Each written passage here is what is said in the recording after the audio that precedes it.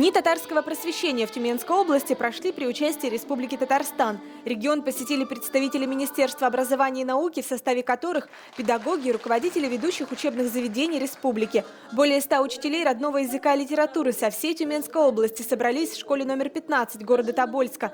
На протяжении нескольких лет она является неофициальным центром национального образования в регионе. И сегодня, находясь в гостях в Тюменской области, мы действительно очень приятно поражены тем, как нас гостеприимно приняла эта область. Мы поражены тем духовным богатством татар, сибиряков и удивлены тем, как в системе образования налажена система подготовки, система образования с этнокультурным компонентом. Всего школ с татарским этнокультурным компонентом в Тюменской области, по данным Департамента образования и науки, 49. Родной язык в них изучают 4515 учеников.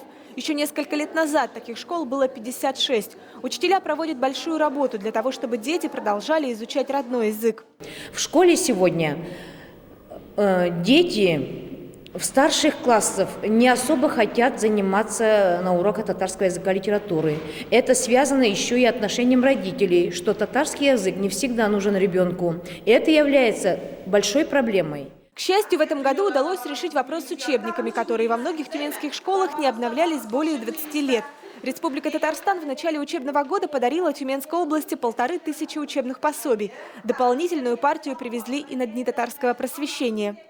Наша цель – это оказание методической помощи татарам, образовательным организациям с этнокультурным татарским компонентом и в том числе проведение семинарских занятий, оказание помощи учебно-методической литературой. Во время проведения Дней татарского просвещения в Тюменской области выбрали лучшего учителя татарского языка и литературы, а также образцовое учебное учреждение. Из 49 школ с этнокультурным компонентом в финал вышли 6. Руководители рассказали об опыте работы, ведь за уроками татарского языка и литературы, а это по государственному стандарту 2 часа в неделю, стоит большая внеклассная работа. Директор школы села Киндер рассказывает о хорошей материально-технической базе и богатой национальной библиотеке в школе. Но, увы, дети все равно плохо знают свой язык.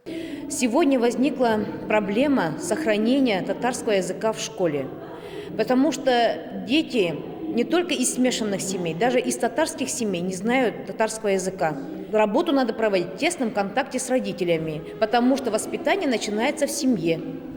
Танцевальные, хореографические, театральные и литературные кружки, где школьники знакомятся с татарским народным творчеством.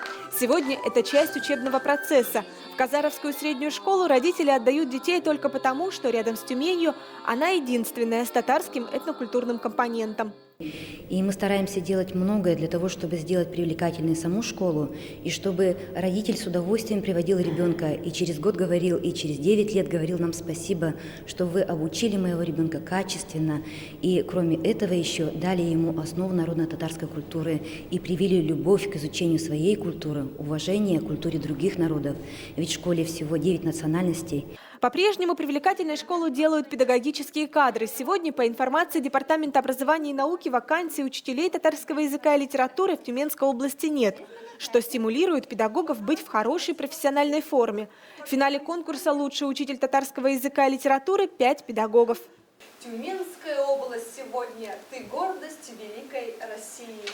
Азалия Габдрахманова – потомственный учитель. Она одна из последних выпускниц отделения татарского языка и литературы Тюменского государственного университета. Несколько лет назад отделение закрыли, так же, как и в Тобольском педагогическом институте. Молодая выпускница вернулась преподавать в родное село. В школе работать интересно. Новые технологии – это, наверное, вроде игровая технология должна быть, если младшие классы. Со старшими уже более философские проблемы рассуждаем. Профессор Ханиса Алишина долгие годы возглавляла отделение татарского языка и литературы в Тюменском государственном университете. Почти в каждой школе области трудятся ее выпускники. А в последнем семестре профессор читала бесплатные курсы по татарскому для всех желающих. Мы много лет говорили о том, что в наших школах не хватает современных, красочных учебников, изданных вот буквально в эти годы. И эта проблема сегодня с успехом решена. Тюменская область от Министерства образования Татарстана безвозмездно получила около 1500 учебников по родной литературе и по родному языку. Комиссия в составе представителей Министерства образования и науки Республики Татарстан высоко оценила профессионализм тюменских педагогов, но признала, сделать это было не так просто. Конкурс учителей татарского языка проходил на русском языке. Действительно, учителя очень были подготовлены, хорошо показывали мастер-классы с использованием инновационных технологий, современных технологий. Но, на наш взгляд, действительно было бы целесообразнее на следующие годы провести именно на татарском языке. Хотели посмотреть язык детей, учащихся, тем более учителей.